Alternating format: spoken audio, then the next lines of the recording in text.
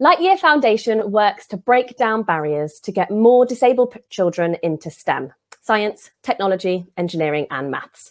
Our flagship project is our active learning workshops, which uses the unique fusion of science and dance to get disabled children moving and learning. We work with children that have disabilities such as cerebral palsy, Down syndrome, autism, and illnesses such as cancer. And we deliver our workshops in partnership with dance charity Flamingo Chicks.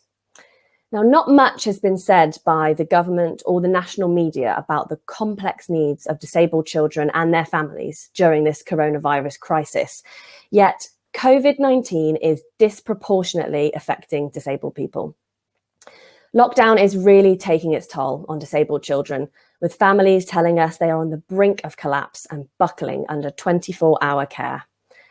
We're hearing that children have significantly regressed and parents are dealing with challenging behaviour. While some disabled children can go back to school, many have been risk assessed and can't, leaving families facing 7 months at home. The summer holidays will be an additional strain. Oscar is 4 and has autism. Him and his mum have been really struggling in lockdown. She says, with no access to school, family, friends or respite care, it is exceptionally hard. Being out of routine is a significant trigger for challenging behaviour in Oscar, and it's getting increasingly hard to manage.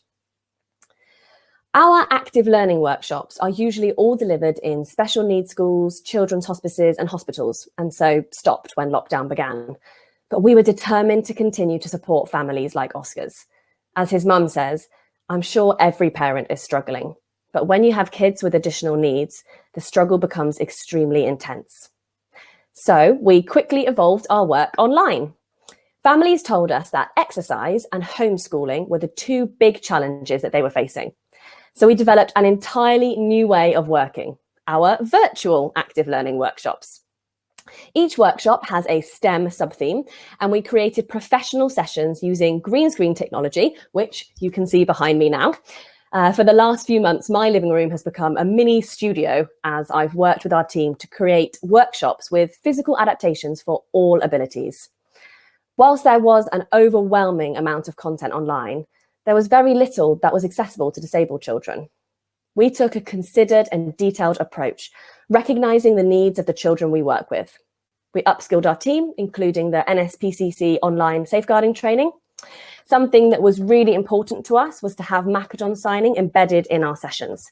Makaton is a sign and symbol programme widely used by our community, and many rely on it for communication. We also made sure everything was subtitled and worked with health and social care professionals to get their input. The response we had was incredible. National TV coverage, including This Morning, Sky News, Channel 4. We've been recommended by health and social care professionals, and families have called our workshops a lifeline in difficult times. We've had over 100,000 views across the UK and abroad, but there are 800,000 disabled children in the UK alone, and we want to reach them all. And timing is crucial. With the summer holidays approaching, we know this will feel like another mountain for our families to climb. As Oscar's mum says, these videos are basically our only form of support during the pandemic as a source of relaxation and therapy. But why science? How does STEM help? Well, the theme of science has shown to particularly resonate with those who have special educational needs. It's a way in to engaging these children, whilst also supporting parents. Importantly, parents have reported an average shift of 40% in feeling calmer after their child takes part in a workshop.